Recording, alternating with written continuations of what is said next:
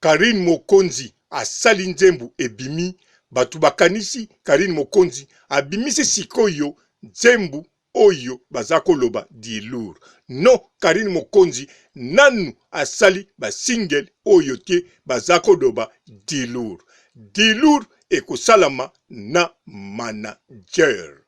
Po hommage chanson oyo salami ezali hommage, mais Dilour oya ezakoya ezali koya epai ya manager na équipe oyo ya Karine Mokonzi, équipe oyo bazanango professionnel yango mutu ezoya na Dilour.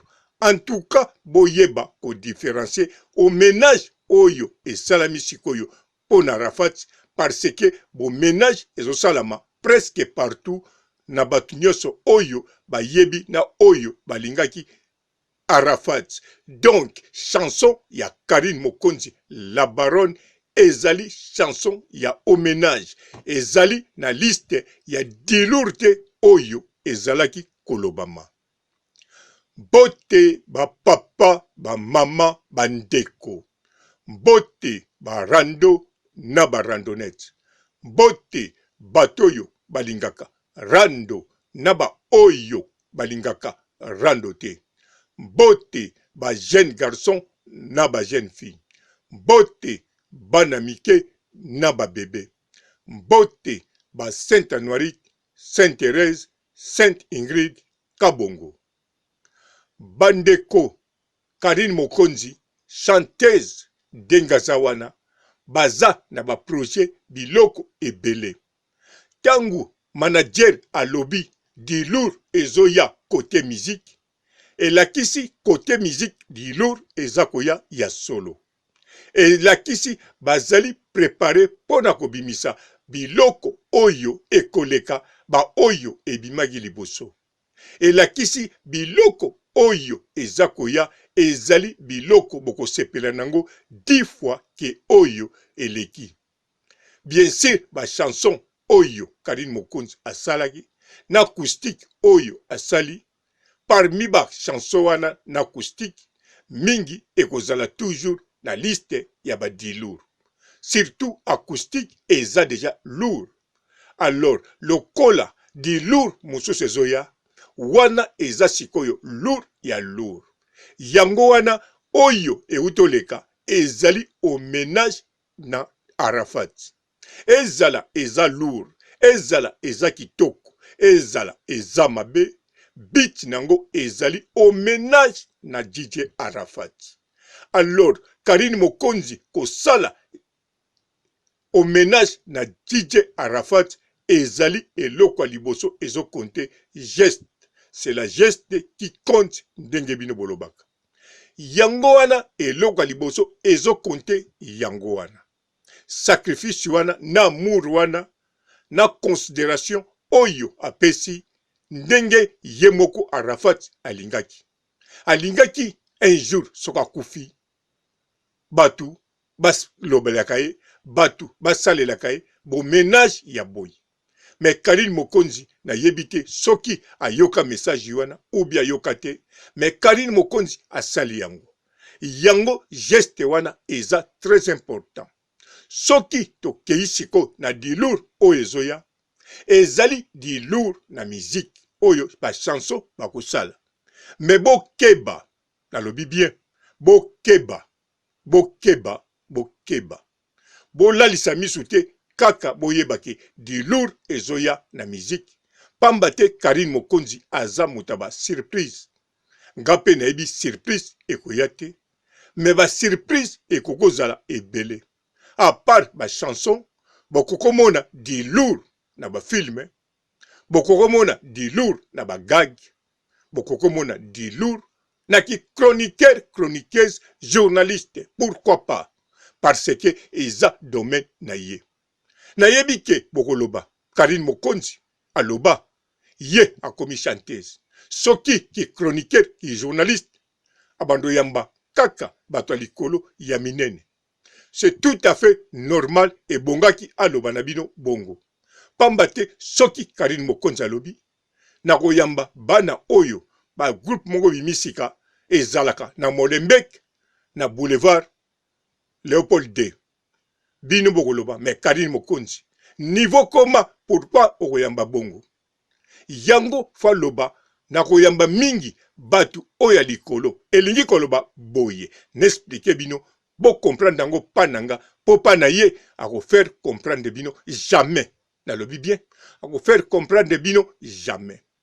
Alors soki Karine Mokonzi alobaki ako koma koyamba batu oyo ya minene ba les grands pau ba minene na minene obe ba politicien elakisi boye na kanisa bolandaka ba meilleur journaliste ya mboka minene neti na États-Unis bayambaka pe bato minene ba président ba musicien ya somo ba nini ndengwana te elakisi Karine Mokonzi alingaki ayamba to alingi to azo souhaiter ayamba majorité bato bongo mais akoyamba batu nyonso.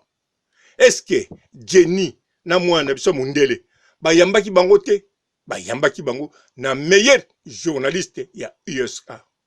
Est-ce que milliardaire wana ya mutu mwindo ya journaliste oazaki na USA ayambaka batu tu ya minene ya planète cho babengi mabele mbuma oyo?